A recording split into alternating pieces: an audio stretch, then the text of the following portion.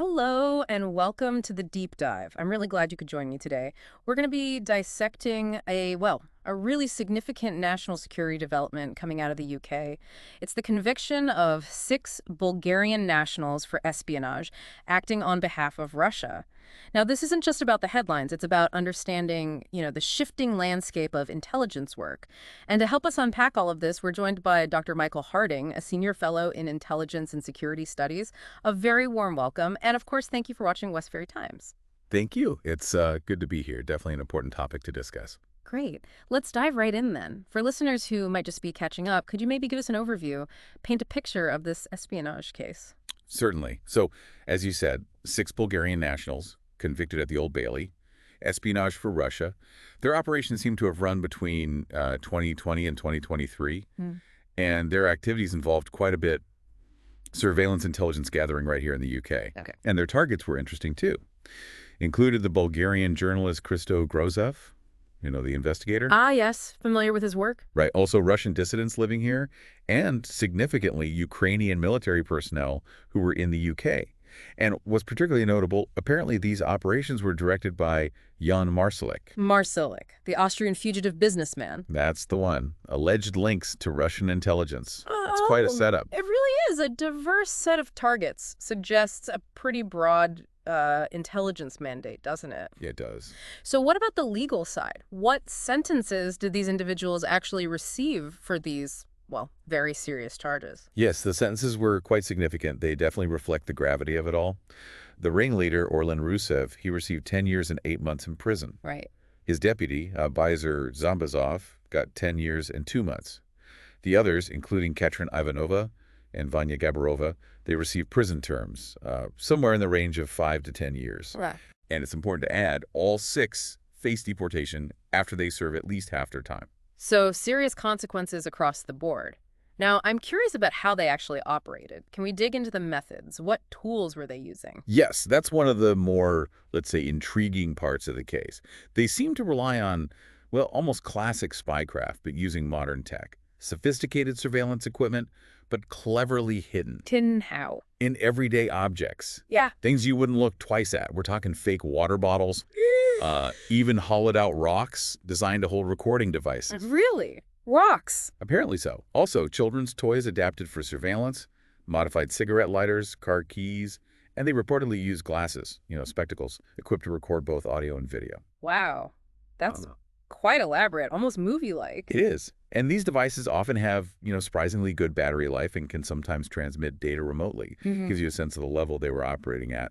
Definitely. And focusing on those targets again, Grozev, the dissidents, the Ukrainian troops, what were they actually trying to find out? What was the goal?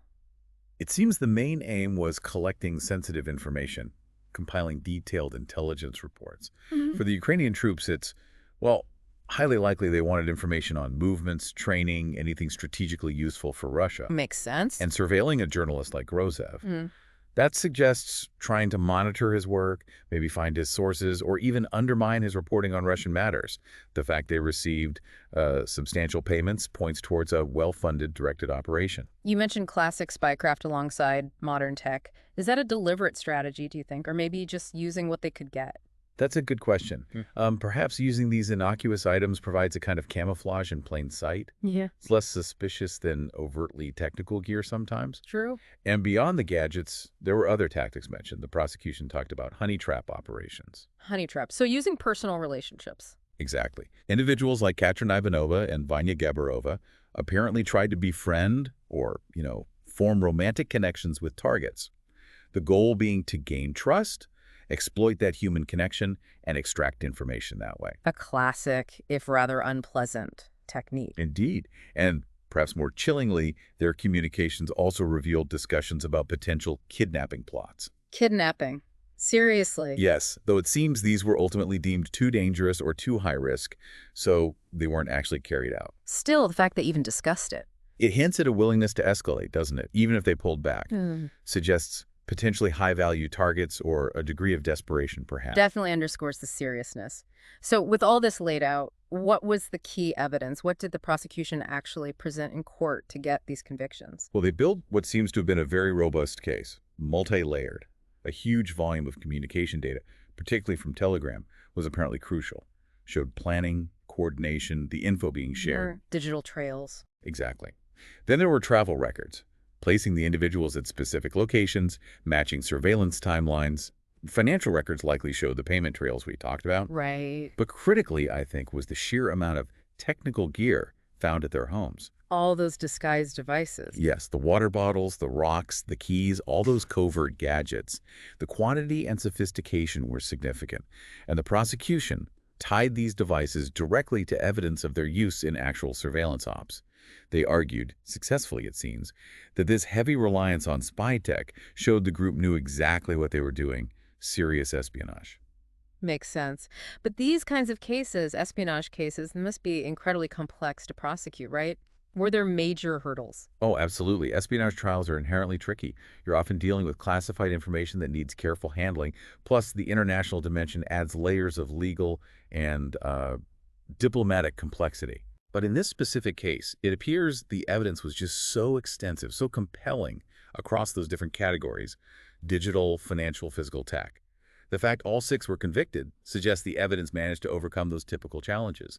And the seriousness of the offenses probably meant significant resources were dedicated to it. Okay, so let's step back a bit. Look at the bigger picture.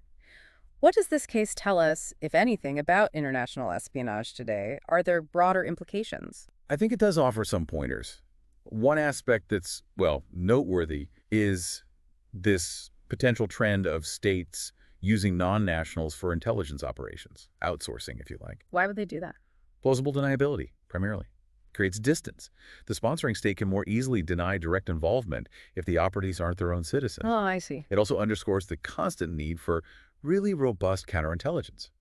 The efforts to spot and disrupt these foreign intel activities, and not just within one country, but through strong international cooperation. Agencies need to be agile, share information, adapt to these evolving tactics. So working together across borders is key. Increasingly so, yes. And bringing it back home, how might a case like this affect the UK's own approach? Could we see shifts in national security strategy or counterintelligence focus here? That's the important next question, isn't it? It could certainly lead to adjustments. We might see perhaps an increased emphasis on bolstering those counterintelligence capabilities we just discussed. More resources, maybe? Potentially. Possibly directing more resources towards monitoring individuals who might have connections to hostile states, even if they don't fit that traditional spy profile, like diplomats. There could also be moves to strengthen the legal frameworks around espionage itself, making sure the laws are robust enough to deter and prosecute effectively, regardless of the operative's nationality. Interesting. So potentially ripples effects on policy and resources. It seems quite possible, yes. A case like this tends to focus minds. Well, thank you so much for walking us through all that. Your analysis has really shed light on the complexities here. It's certainly given us a lot to think about regarding national security challenges. My pleasure. It's been a very important and, frankly, quite concerning development to discuss. Indeed. And thank you, everyone, for joining us for this deep dive. If you found this discussion valuable, please do subscribe to Westferry Times for more analysis like this. Stay informed, stay vigilant, and we'll catch you on the next one. Goodbye for now.